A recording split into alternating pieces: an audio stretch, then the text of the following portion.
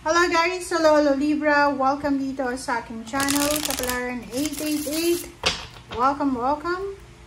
Alamin natin kung anong messages, vibration, gabay, energy para sa inyong lahat. So, tingnan natin Libra. First card natin is number 37, 7, 8, 9, 10. Ideal course of action. So, ideal course of action, may posible kang gagawin na action. So, parang nakikita ko sure dito Libra na naka-focus ka sa completion, parang ganun, accomplishment.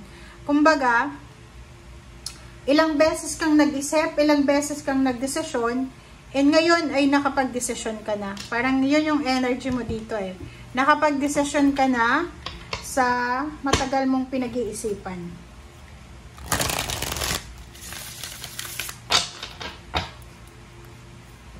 Okay, next card natin is 8 of Fire. 8 of Fire, events moving at a fast pace, delays are over, many things happening at once. Wow.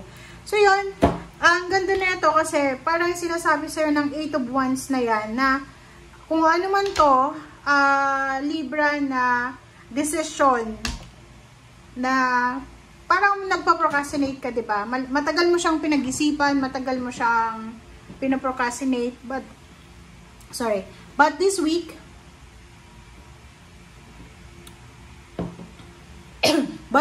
nakikita ko sa'yo dito na mabilis. Tapos na yung mga delays, tapos na, delays are over, tapos na yung delays, tapos na yung setbacks, and maraming mangyayari na parang mabilis lang siya. Mabilis na darating. Wait lang guys. Okay? So, yung 8 of Fire na to, since number 10, completion, may matagal kang hindi magawang desisyon na posibleng mapag-desisyonan mo siya this week. Okay? Mabilis na mabilis. Wala nang delays. Parang nakikita ko sir dito na fast movement. Fast forward ka na. Okay? Thank you.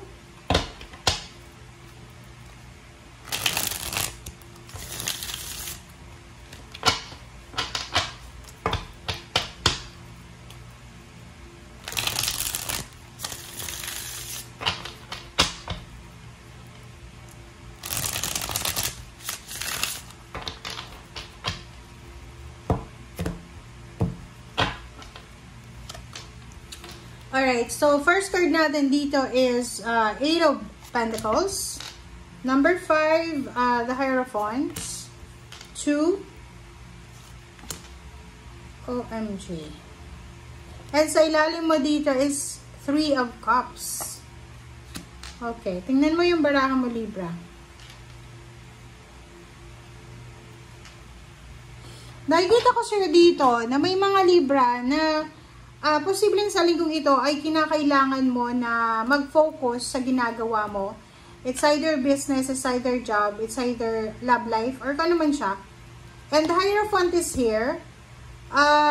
Nakikita ko sa'yo na maybe your parang relationship. Your relationship, your family, pwedeng dumaan kayo sa the tower, parang may bumagsak na pundasyon sa buhay nyo, diba? Parang may bumagsak sa inyo eh, like, bumagsak yung pangarap nyo sa buhay, sobra-sobra yung expectations mo, pero hindi nangyari yung expectations mo. But, especially sa pera, sa trabaho, maybe, halimbawa dito, you're expecting something from someone. Like, nag-expect ka ng pera or development sa isang tao. Ang problema lang is, the tower is here. Sinasabi sa'yo ng tower na posibleng ma-disappoint ka. Okay? Posibleng ma-disappoint ka, pero okay lang yan. Okay lang yan. May iba din naman dito, Libra, na ngayong linggo ay magdidesisyon ka. It's either aayusin mo yung relationship mo, it's either hihingi ka ng tulong, it's either magfo-focus ka sa trabaho mo, or pwedeng magkakaroon ka ng additional mga wishes, parang gano'n. And, number 3, Three of Cups, sinasabi ng bara sa'yo dito na isang selebrasyon or isang parang ano to finalization, parang ganon. Mafa-finalize yung trabaho mo. So, ihanda mo yung sarili mo kasi posibleng makatanggap ka, mabilis, sudden. Napakabilis niya. Okay? Mabilis na pangyayari to, sabay-sabay. It's either ikaw ay mapopromote sa trabaho, madadagdagan ka ng sweldo, magkakaroon ka ng mga tulong, financial, yung asawa mo, yung boyfriend mo, yung anak mo, posibleng magkaroon ng trabaho, and sobra-sobrang biyaya and pagpapala ang posibleng darating sa'yo. Okay?